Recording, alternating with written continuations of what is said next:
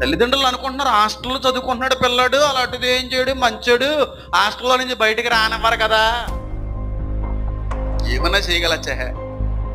హాస్టల్లో ఉన్న inter college పిల్లలకే 44 HIV పాజిటివ్ కేసులు వచ్చినాయి. 44 HIV పాజిటివ్ కేసులు. ఆ యదవులు ఎంతమంది ఆడపిల్లలతో కలిసారో, ఎన్ని ఆడపిల్లల జీవితం నాశనం చేశారు.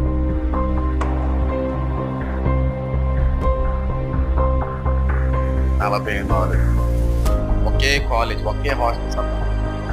ఏమో దేన్నో ఈ రాత్రి మీద పిచ్చుకోవడమో, లేకపోతే ఏ వాచ్మెన్తో డబ్బులు ఇచ్చి బయటికి వెళ్ళడం, ఏ పని మనిషితోనో ఏదో చేయడం ఏదో జరిగింది. ఏదైనా తెలుసా? చేస్తున్నారని తెలుసా? చదువుకుంటున్నారండి. ఏం చదువుతున్నారండి? అదిగోండి అక్కడ బెంగళూరులో చదువుతున్నాడు మా అబ్బాయి.